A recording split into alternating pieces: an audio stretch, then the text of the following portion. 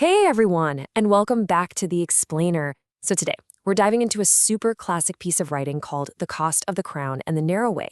Now, don't let that big title intimidate you. We're going to break the whole thing down so it makes absolute perfect sense, especially if you're around 10 years old. We're talking about literally one of the biggest choices you will ever make in your entire life. So you ready? Let's jump right in. Okay, I want you to imagine something for a second. Picture yourself standing right at a fork in the road. You got to make a choice. If you look down one way, man, the path is super smooth. It looks incredibly easy. No bumps, no rocks, and there's this massive crowd of people just laughing, having a great time, all walking down it together. But then you look at the other path, and wow, it is rocky, it's steep, it looks like a ton of hard work just to climb it, and hardly anybody is on it. It looks pretty lonely, honestly. But here's the catch. You know, deep down in your gut, that the hard, lonely path is actually the right one. So which one do you pick? Kind of tough, right? Section 1, the two different paths. You see, this isn't just about a walk in the woods. It's actually a choice between two totally different roads that you and I have to walk every single day, just by the choices we make. On one side, you've got the easy way, and this is all about just doing whatever you want, whenever you want. It's chasing money, making sure you are always having fun, and just following the crowd. It's super tempting, for sure. But on the flip side, we have the narrow way. Now, this path is all about doing the right thing. It's about what the author calls self-denial, which really just means sometimes saying no to your own selfish wants. You know, like letting someone else go first. And most importantly, it's about following the example of Jesus. As just see, these two paths, they are literally as different as night and day. Section 2. The easy, crowded road. So if the narrow way is the right way, why are so many people running down that easy path? Well, here's a really funny thought the author brings up. Check out this quote.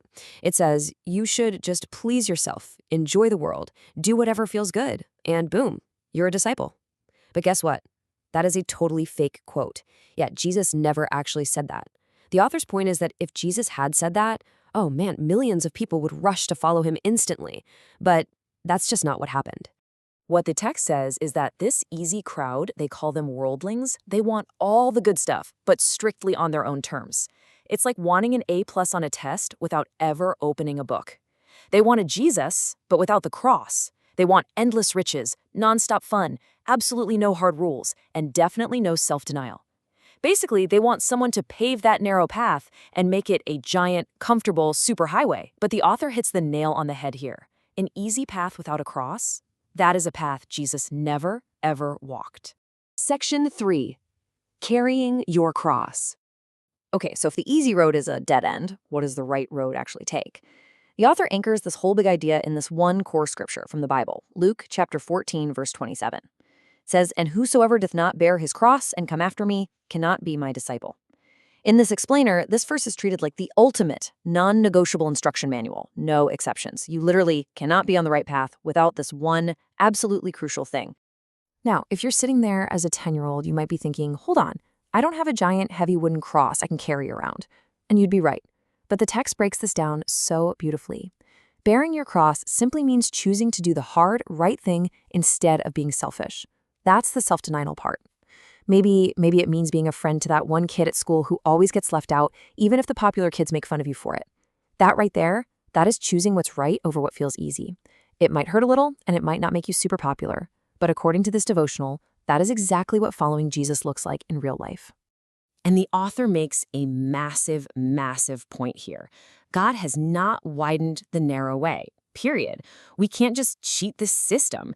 Think of it like a video game. There are no cheat codes for this journey. If a huge crowd of people find a path that looks kind of religious, but they never have to make hard choices, they never have to say no to themselves, and they never struggle, the text warns they are on the completely wrong path. They're just following a different example, not the one Jesus set. Section 4. What Jesus left behind. But seriously, if this path is so narrow and so difficult, why should you or I actually want to walk it? Well, the author answers this by pointing directly to what Jesus left behind in heaven. We're talking unimaginable glory, perfect felicity, which is just a fancy word for intense, amazing happiness, and total joy. Now, compare that to what he faced down here on earth: extreme poverty, deep sadness, and a really cruel, unfair death. He literally left the absolute best, most perfect place you could ever imagine, just to walk the hardest, most painful path possible. So why would he do something like that? The text uses some really strong language, saying we are the worthless objects of so great love and condescension.